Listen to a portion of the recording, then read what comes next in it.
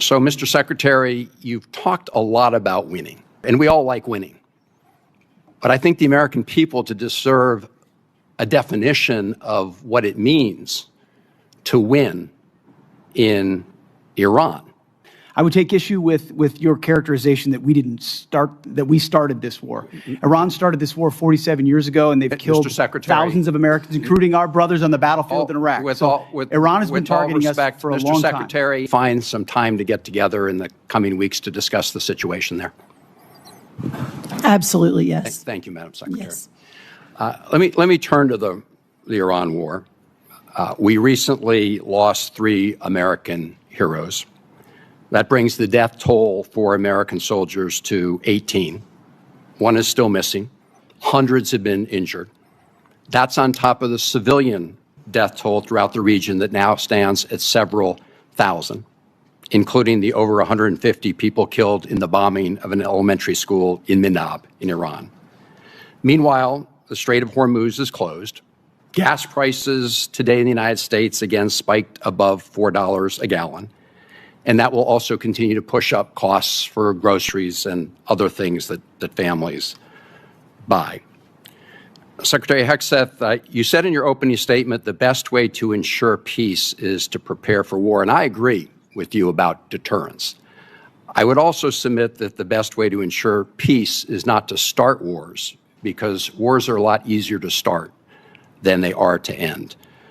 General Kane, I heard your testimony saying Iran will continue to be a challenge. And I think it's pretty clear that that is, in fact, the case. And, General, in order for you to develop a military strategy to accomplish a particular objective, you obviously need to know what those objectives are, right? Yes, sir. It all starts with what is the political objective, and from that we derive military objectives that support whatever that end state. And as you say, that is a political objective. Yes, sir. So, Mr. Secretary, you've talked a lot about winning. You've talked about winning in your testimony today. You've talked about winning throughout the Iran war, and we all like winning. But I think the American people deserve a definition of what it means to win in Iran, because this war has dragged out for a lot longer than certainly the President of the United States indicated. Indeed, the President said on March 24th, and I'm quoting, "We've won this war. This war has been won." Do you know what the President meant by that back in March? Well, Senator, I would just note that militarily, I mean, Iran has been completely overmatched and crushed from the beginning, militarily. Their capabilities are nowhere near ours. I would take issue with your characterization that we started this war. Iran started this war 47 years ago, and they've killed thousands of Americans, including our brothers on the battlefield in Iraq. Iran has been targeting us for a long time. Mr. Secretary, we didn't start it, they did. Let me just ask you this, since you said that what the President meant by his statement on March 24th, I think that we had sort of defeated Iran militarily. But that is not the entire objective of this war. I don't think there was ever a question about whether the United States, with its superior military, could destroy a lot of Iranian assets, military assets, or other assets. That was never a question. But when most people think of winning the war, they think that that means the war is going to come to an end because we've won. And the President said back in March that we'd won. So I guess my question to you is, how are we going to define winning? I hear back in March you said about the Iranians, and I quote, "Whether they will have a ceremony in Tehran Square and surrender, that's up to them." So my question, Mr. Secretary, reopening the Strait of Hormuz is necessary in order for us to win, right? That's just a simple yes or no question. You asked me what the overarching objective is, and I would say ensuring Iran never has a nuclear weapon. That's been clear from the president from day one. That's why Midnight Hammer was undertaken, to obliterate their nuclear sites. That's why we're watching their nuclear sites. That's why that was a part of negotiations, ensuring that the next generation of Americans don't have to deal with an Iran that wields a nuclear weapon. Since that's what you're leading with, Mr. Secretary, let me just say this. You said after Midnight Hammer, and I'm quoting, "Our bombing campaign obliterated Iran's ability to create nuclear weapons," unquote. Clearly, that is not the case based on your testimony today. It's also a fact that the DNI, Tulsi Gabbard, testified in front of the Intelligence Committee that it was our assessment that Iran did not intend to restart its nuclear program. The President of the United States, just about a week ago, said Iran has committed not to develop a nuclear weapon, which of course is a commitment they've made for many years. We need to enforce that. That's what we are doing under the JCPOA. Thank you, Madam Chairman.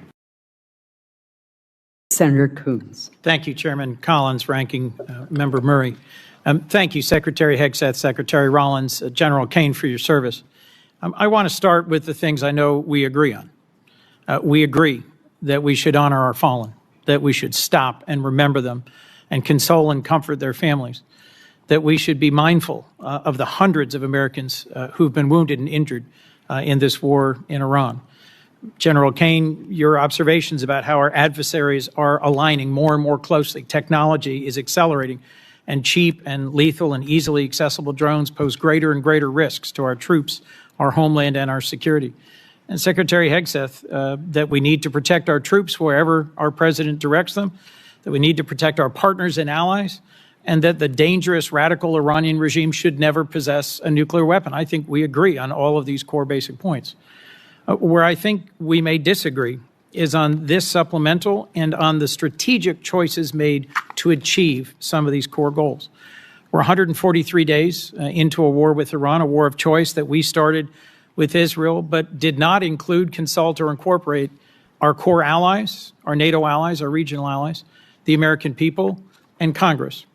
And the reason to consult and include our allies and Congress and the American people is so that when the costs and the length of a war extend beyond what we'd initially imagined, the American people and their representatives in Congress understand that sacrifice and can continue to support it. I think your first strategic mistake was to not consult the American people in Congress and make a clear case for the reasons behind this war.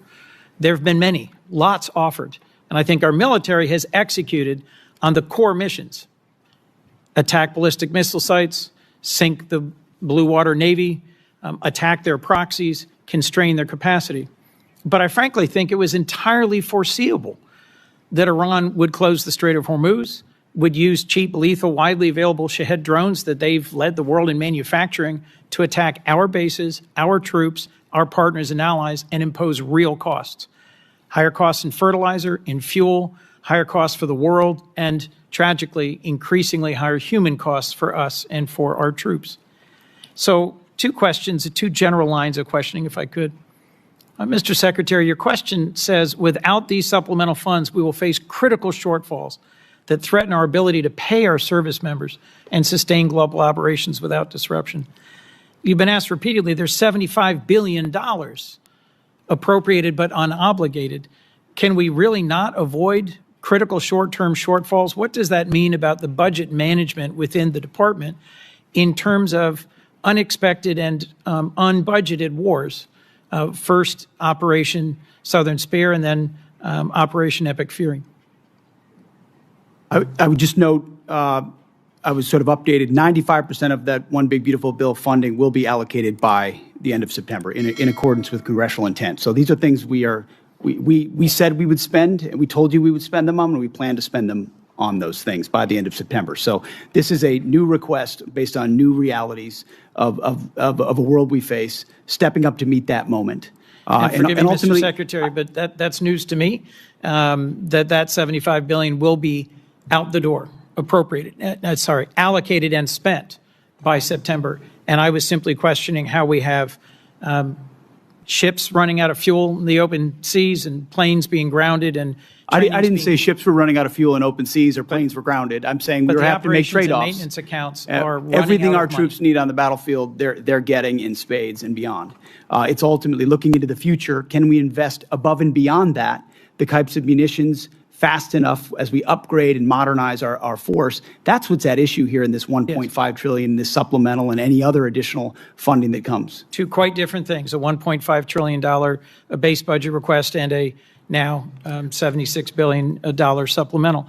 And I was simply going to point to, Department of Homeland Security is sitting on nearly $100 billion in unobligated funds. You haven't requested reimbursement for the millions of, frankly, billions of dollars the department has spent on law enforcement. Second, We requested reimbursement and are getting a substantial reimbursement from DHS. that's good news, and that's news to me. And frankly, as we reflect on the service and sacrifice of those who put their lives on the line of this war, one of the things I've raised over and over and over is the ways in which this administration has dragged its feet on partnering with Ukraine in order to deploy the best-in-class sensors, detectors, and counter-drone systems to protect everything from Dover Air Force Base to our bases in the region, to our troops, to our partners. I want to see you focus on accelerating the defense of our troops and our nation, focus on accelerating the defense of our troops and this region, and a strategy that has a real chance at succeeding at the goals that we agree on. Because the strategy followed, I think, has no credible likelihood of success.